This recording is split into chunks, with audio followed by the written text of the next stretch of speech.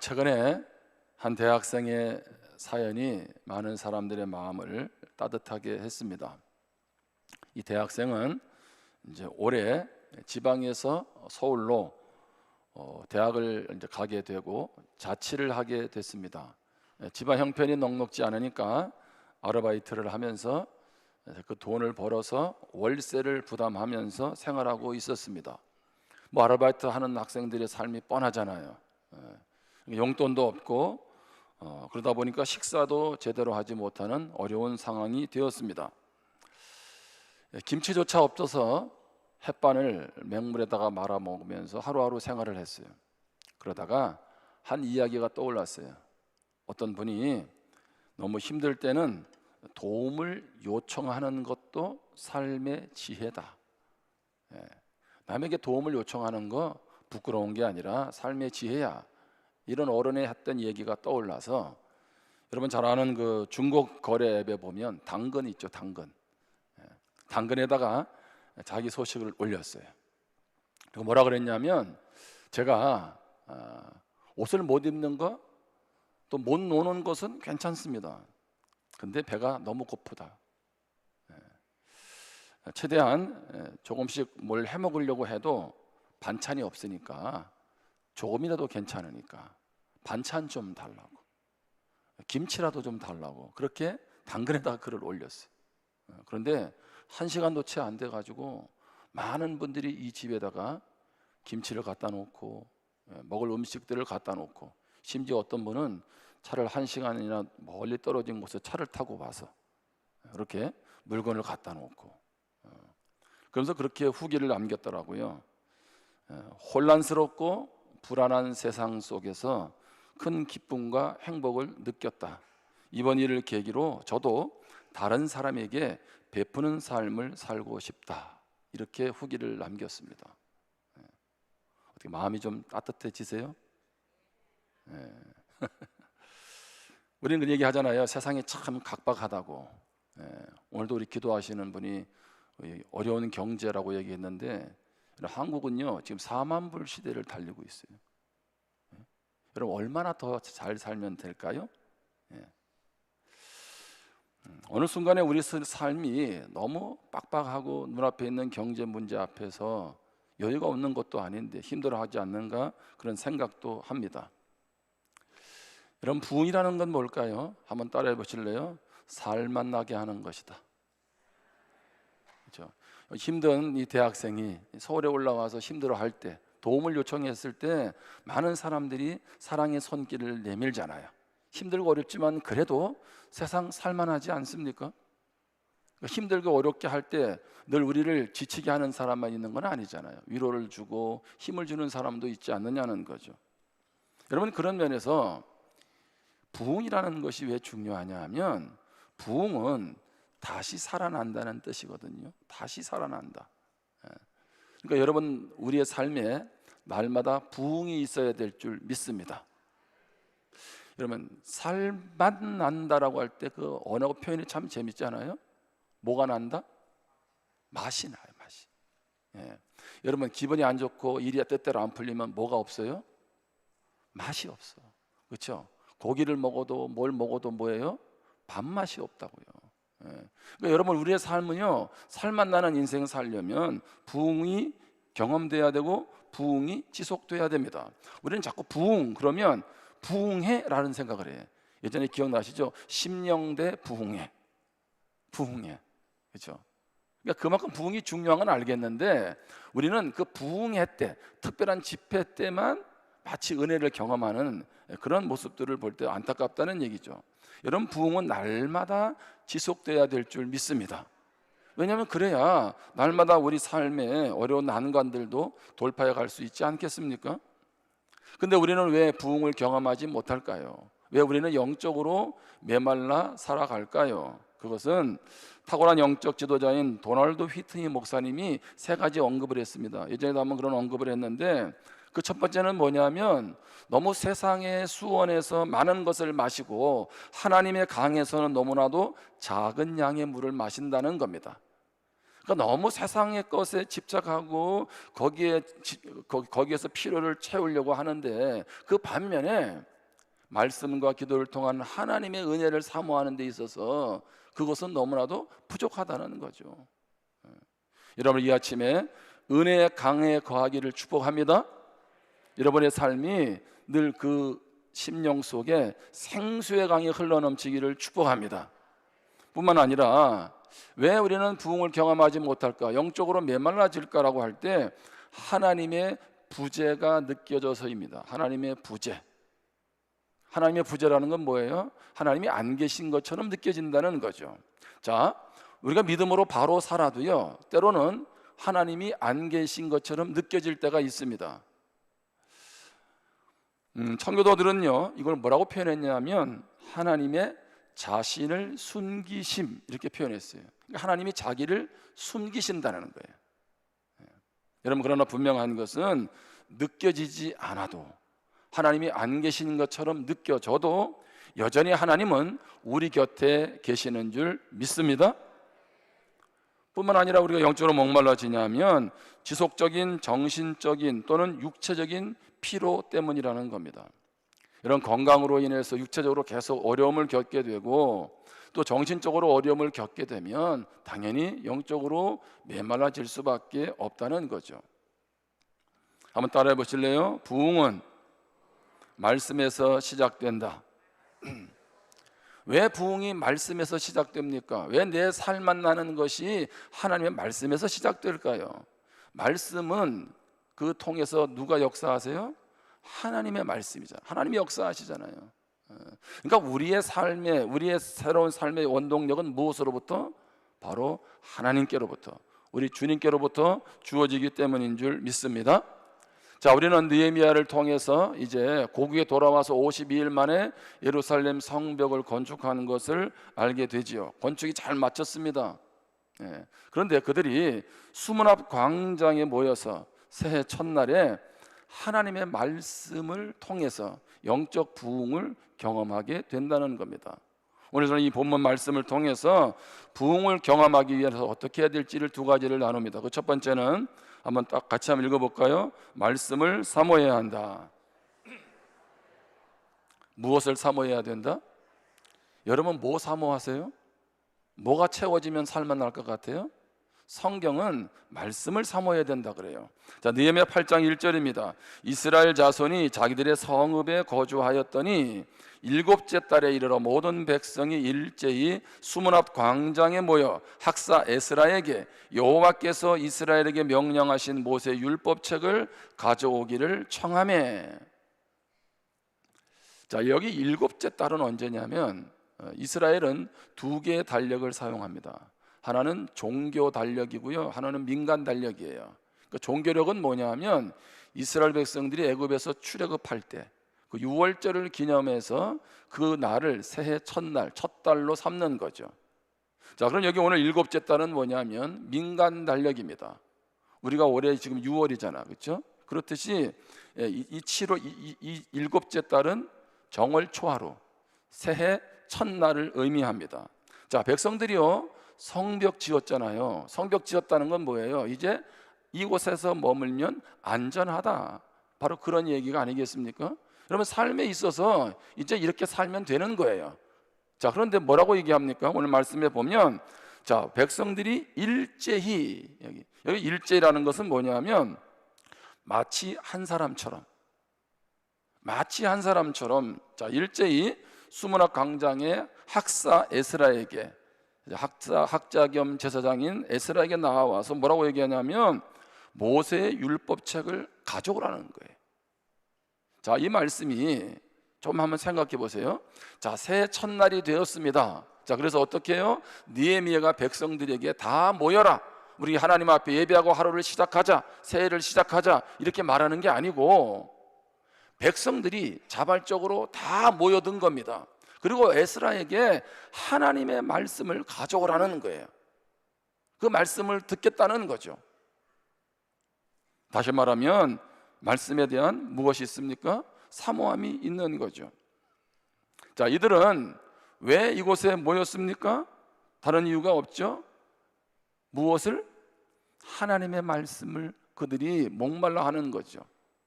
그 하나님 말씀을 사모하기 때문에 자발적으로 나아온 것입니다. 은혜는 사모함과 비례합니다. 자, 오늘 주일이니까 그냥 예배 자리로 나아오는 것과, 자, 예배 자리로 나아오는데 오늘 예배 가운데 하나님이 나에게 무엇을 말씀하실까? 그렇게 하나님의 은혜를 사모하는 것은 다른 문제입니다. 시편 42편 1절 말씀을 봅니다. 같이 읽습니다. 시작. 하나님이여, 사슴이 시냇물을 찾기에 갈급함같이 내 영혼이 주를 찾기에 갈급하니이다. 아멘.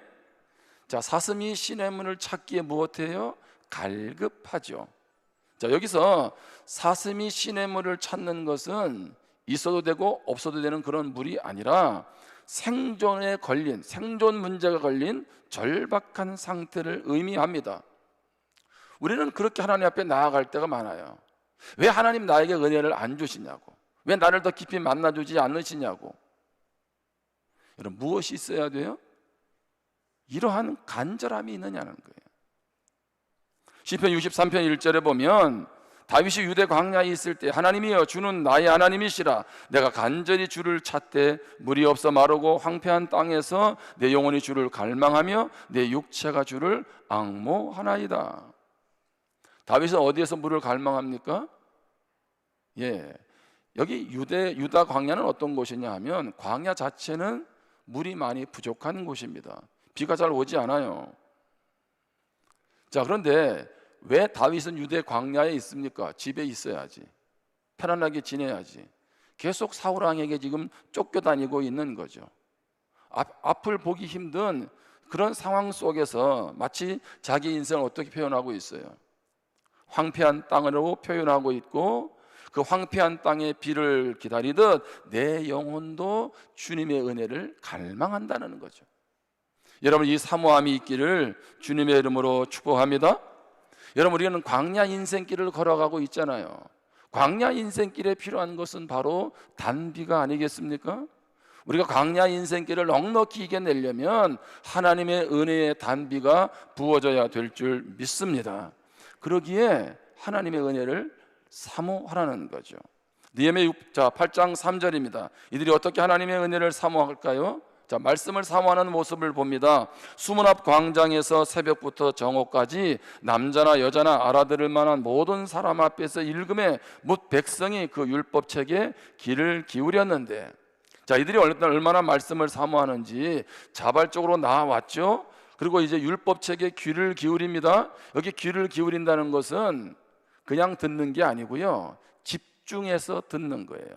우리 영어로 그런 표현을 하잖아요. 히어링이라는 표현과 리스닝. 그러니까 히어링은 그냥 듣는 거고, 리스닝은 뭐예요? 집중해서 듣는 거잖아요. 그러니까 오늘 여기 집중해서 말씀에 귀를 기울이는데 언제부터요? 새벽부터 정오까지. 우리 시간으로 계산해 보면 오전 6시부터 정오 12시까지 6시간 동안 말씀에 귀를 기울이는 거예요. 여러분, 한번 생각을 해보세요. 저는 그런 생각도 해봤어요. 그러면 50분간 성경 듣고 10분간 휴식? 모자는 제대로 쓰고 왔나? 너무 덥지는 않았을까? 뭐 이런 생각도 해봅니다. 자, 여러분, 무슨 얘기냐 하면 6시간 동안 말씀 듣는 거 쉽지 않아요. 어떻게 주일 예배를 우리도 6시간으로 연장해 볼까요? 이 웃음이란 건 많은 뜻을 내포하고 있는 거예요. 그런데 그것도 어떻게 해요? 건성건성해서 듣지 않고 집중해서 들었다는 거죠. 자, 시편 119편 131절입니다. 내가 주의 계명들을 사모함으로 내가 입을 열고 헐떡였나이다. 아멘. 그러니까 하나님의 은혜에 대한 사모함이 어떻게 해요? 마치 목이 말라서 입을 헐떡헐떡, 지금 숨이 차고 있고 힘들어하는 바로 그런 모습과 비슷한 것 아니겠어요? 하나님이란 갈망함이 드러나는 거죠. 자, 느헤미야 8장 5절입니다. 에스라가 모든 백성 위에 서서 그들 목전에 책을 펴니 책을 펼 때에 모든 백성이 무엇하니라? 일어서니라. 아니, 지금 6시간 동안입니다. 자, 하나님의 말씀을 폈어요. 백성들이 무엇했어요? 일어났어요. 여러분, 오늘 제가 말씀을 폈어요. 무엇 하세요라고? 오늘 30분 동안 서서 듣겠습니다. 지금 6시간인데 어느 시간까지는 모르지만 다 일어났어요. 그러니까 하나님의 말씀에 대한 존경을 표하고 있는 거죠.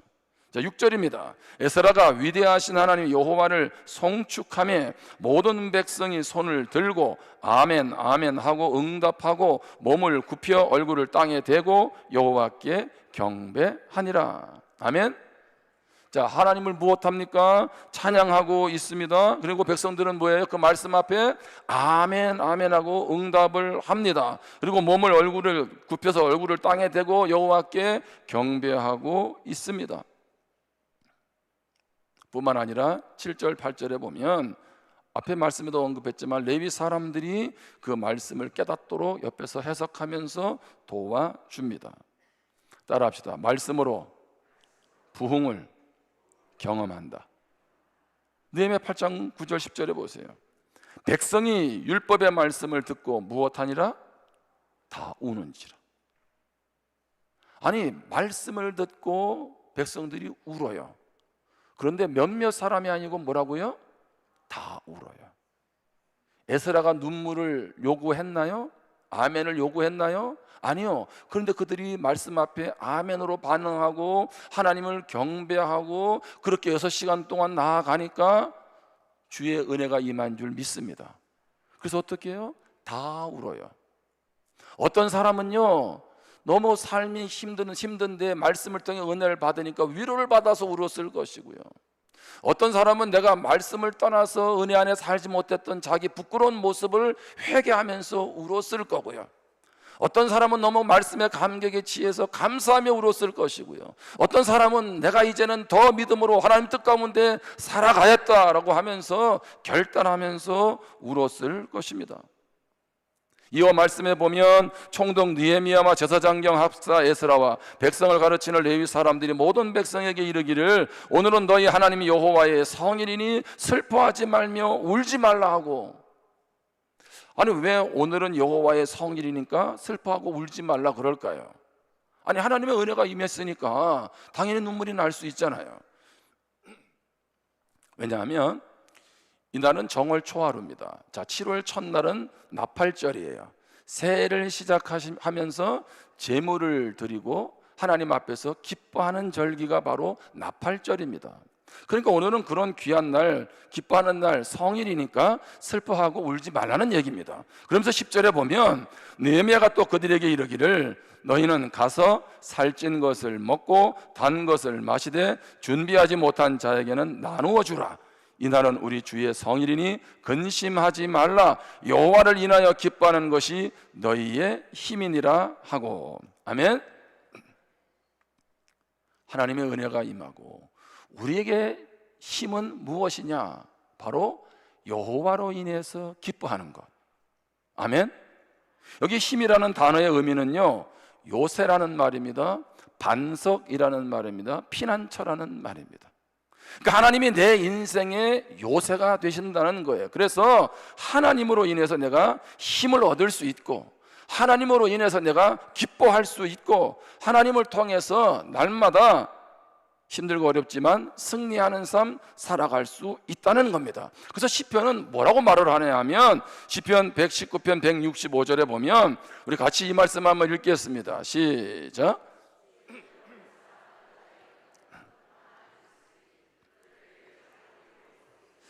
자, 주의 법을 사랑하는 사람, 하나님의 말씀을 사랑하는 사람, 그 사람은 하나님을 사랑하는 사람이죠. 그 사람에게는 무엇이 있다? 그냥 평안이 아니라 큰 평안이라, 큰 평안. 뿐만 아니라 그들에게 장애물이 없으리로다 이렇게 말하고 있어요. 여러분, 이 은혜가 임하기를 축복합니다. 자, 그런데 가만히 보면 여러분, 말씀을 사모하고 주님을 온전히 잘 섬긴다고 내 삶에 문제가 없나요? 내 삶에 장애물이 없습니까?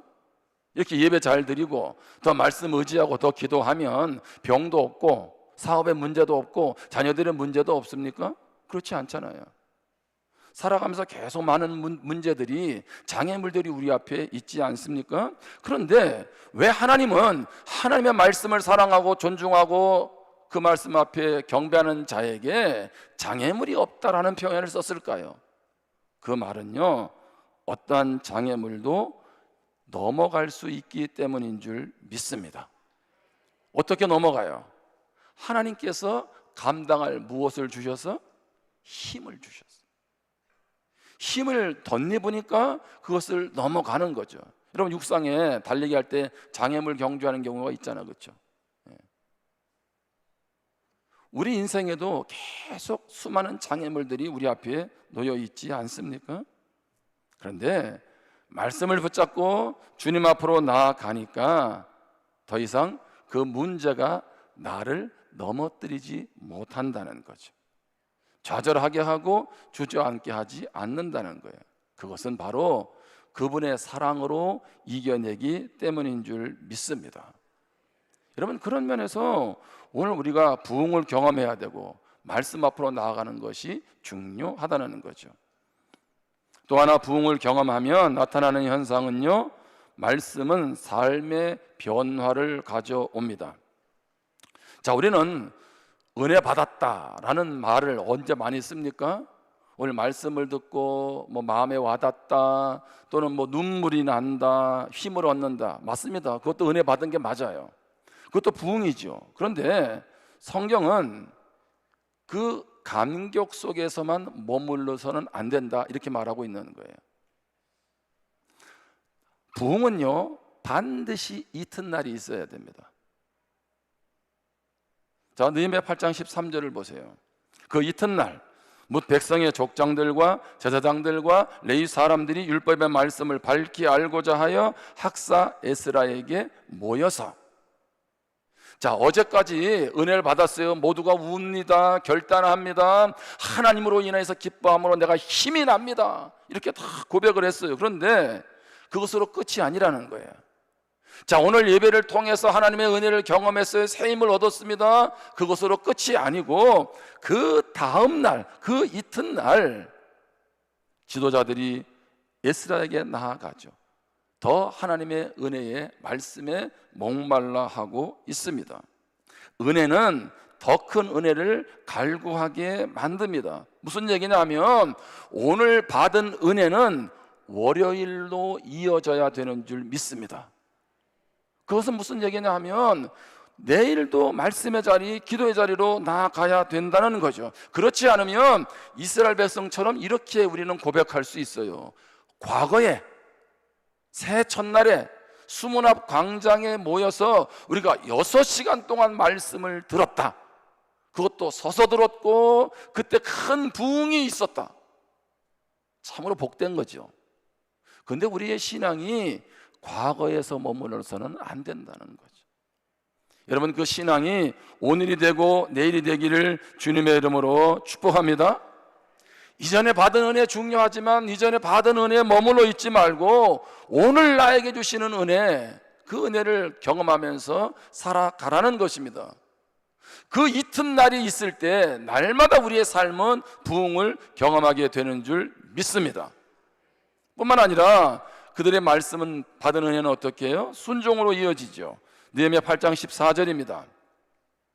율법에 기록된 바를 본즉 여호와께서 모세를 통하여 명령하시기를 이스라엘 자손은 7째 달 절기에 초막에서 거할지니라 하였고, 자, 말씀을 가만히 이렇게 이제 읽고 배우다 보니까 7째 날 절기 초막절을 지켰다는 거예요. 이게 언제냐면 이때는 7월 15일입니다. 7월 15일. 그래서 7월 15일에 초막절을 지었다는 걸 이들이 발견하게 돼요.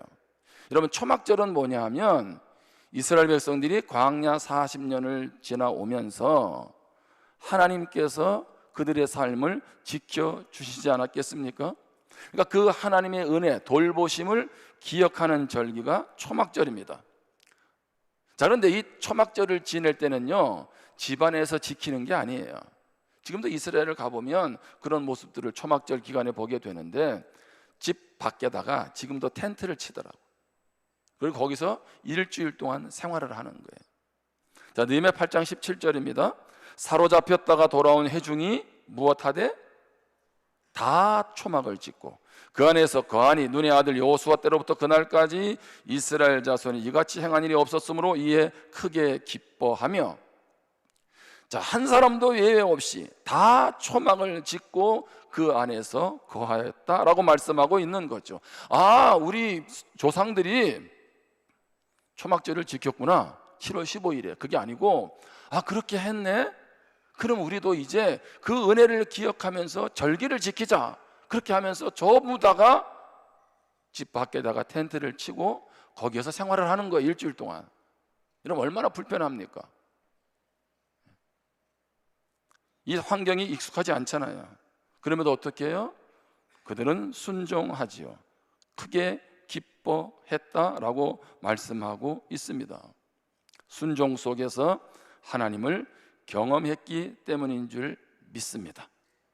순종할 때 그 하나님의 은혜를 경험하게 됩니다. 여러분, 이스라엘 백성들이 광야 40년을 지나서 가나안 땅, 드디어 하나님이 약속한 땅을 들어가게 되지요. 자, 그때 어떻게 들어갑니까? 가만히 보니까 요단강이 물이 범람하지요. 예. 눈앞에서 봐도 저 요단강이 빠져 죽을 것 같단 말이에요. 하나님이 요단강 물을 딱 멈추고 건너가 이렇게 하지 않으셨어요. 어떻게 하셨어요? 언약궤를 맨 제사장들이 그 요단강 물을 밟을 때, 그러니까 하나님은 그렇게 하면 건너가겠다고 말씀하시고 그렇게 순종할 때 요단강 물이 멈추게 되고 가나안 땅으로 들어가죠. 그런데 가나안 땅으로 들어갈 때 이미 땅을 차지한 족속들이 있었죠. 누굽니까? 이스라엘 민족 중에 르벤 지파, 갓 지파, 므낫세 반 지파, 므낫세 지파 중에 반은 이미 그곳에서 머물러도 되는 거잖아요. 자, 우리는 이곳에서 땅을 차지했으니까 우리는 건너가고 싶지 않다. 여기서 그냥 농사 짓고 살래? 이렇게 뻗당기면 어떻게 하겠냐고. 자, 그런데 아마 그랬으면 두 지파 반은 살았을지는 모르겠는데 하나님은 경험하지 못했겠죠. 그들이 가나안 땅을 들어가면서 요단강에 갈라지는 멈춰 서는 모습, 여리고 성이 무너지는 모습, 그 가나안 족속들을 하나하나 하나님께서 이렇게 다스려서 가는 그런 모습들, 그런 하나님을 경험하게 되는 것은 무엇 때문에? 그들이 말씀에 순종했기 때문에. 이런 무슨 얘기입니까? 순종은 하나님의 일하심을 경험하는 통로인 줄 믿습니다. 순종할 때 하나님을 경험하는 거예요. 순종하면 내 능력이 아니라 하나님의 크기를 경험하게 되는 줄 믿습니다. 자, 이제 한 이야기를 하면서 말씀을 마무리하는데요. 얼마 전에 우리 교회에 우리 김민성 오예림 집사님 가정이 이제 울산에서 3년 동안 거주하다가 부산으로 다시 이사를 왔어요. 이제 셋째도 임신했잖아, 그렇죠? 그래서 이제 이사 예배를 드리러, 이제 신방 예배를 드리러 갔는데 거기 딸이 둘이 있는데 큰 딸이 소윤이야. 초등학교 5학년. 소윤이가 목사님을 기다렸다 그러면서 파리바게트에서 밀전병을 하나 샀더라고. 자기 용돈을 아껴가지고. 예? 그리고 나서 저한테 편지를 주는 거예요. 편지를. 예. 제가 이거 허락받고 얘기하는 겁니다. 예? 예. 자, 그래서 이제 편지를 주서 집에 와서 이렇게 읽어봤어요. 근데 편지 내용이 뭐냐면 이제 이 소윤이가 초등학교 5학년인데 할머니하고 수요 예배를 나와요. 참고로 할머니가 가자에서 오는 거 아니고 지가 자발적으로 오는 거예요. 이제 요즘 같은 때 초등학교 아이들이 예배 잘 안 오잖아, 그렇지? 수요일에 예배 나오는데 편지 내용에 뭐라고 썼냐면 수요 예배를 자기가 이렇게 드리면서 느낀 게 뭐냐면 목사님은 사람들을 행복하게 하시는 특징이 있대. 와, 이 대박이다, 대박. 예? 저보고 뭐 성도들을 행복하게 해주는 특징이 있대요. 제가 그런 사람이에요? 예? 그러다가 이제 울산으로 갔잖아요. 이사를 갔는데 거기서도 이제 침례교에서 신앙생활을 가족들이 잘 했어요. 예배 잘 드리고. 근데 소윤이가 보니까 엄마가 제 설교 영상을 보더라는 거예요. 그래서 뭐라고 썼냐면 목사님은 마음이 정말 따뜻한 분이십니다. 얼마나 따뜻했으면 저희 엄마께서 계속 설교 영상을 보셨을까요? 와, 제가 따뜻한 사람이라고. 자, 그래서 이 편지를 받고 나서 다시 작정을 했어요. 아, 나는 행복하게 하는 목사, 따뜻하게 하는 목사가 돼야 되겠다. 근데 궁금하잖아요. 어떻게 초등학교 5학년짜리가 수예배를 나와서 이런 멘트를 썼을까요? 근데 사실은 소연이는요, 저에 대한 컨셉을 정확히 잡아냈거든. 저는 설교할 때 그런 마음이 있거든요. 성도들이 살아나기를 원하고 위로받기를 원하지, 설교 듣고 나서 무겁게 집에 가는 걸 원치 않거든. 아니나 다를까 집에서도 부모 영향을 받았지만, 이제 우리 부산에서 초등학교 1학년 학교를 다닐 때 담임 선생님이 이 소윤이에게 큐티를 가르쳐 준 거예요. 학교 선생님이. 그래가지고 매주일 아이하고 큐티를 나눈 거야. 하나님의 말씀을. 자, 학교를 떠났잖아요. 울산으로 갔잖아요. 그러는데도 매주 선생님이 말씀 나눔을 한 거야. 선생님은 은퇴를 했어요. 지금은 또 계속 말씀 나눔을 하는 거예요. 아, 제가 그래서 알았어요. 아, 그래서 아이가 이렇게 표현할 수가 있구나. 그래서 제가 우리 교육자들하고 회의를 하면서, 야, 우리가 다음 세대를 이렇게 키워야 되지 않겠냐. 요즘에 아이들 돈 준다고 해도 예배 안 옵니다. 그렇죠? 오늘 오후 예배가 있어요, 없어요? 없어요. 점심은 줍니다. 근데 셀별 모임하고 무슨 예배 해야 돼요? 가정 예배.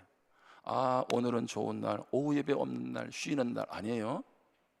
가정에 가서 아이들하고 좀 나누세요. 우리가 지금 가스펠 프로젝트라고 하는 3년간 신구약 전체를 지금 모든 기관이 같은 본문으로 하고 있잖아요. 그렇게 하는 이유가 뭡니까? 다 부서마다 아이들이 따로따로 예배를 드리는데 어떻게 그들의 신앙 상황을 점검할 수 있냐고. 그래서 우리가 같은 본문을 정해서 어떻게 하든지 아이의 신앙을 한번 우리가 점검해 주자는 거 아니겠어요? 여러분, 신앙이 좋다는 얘기는요, 삶도 좋아집니다. 아멘? 믿음 안에서 가치관을 갖는데 어떻게 그 아이가 엇나가겠냐고요. 세상은 점점 자기 중심으로 변해가고 있습니다.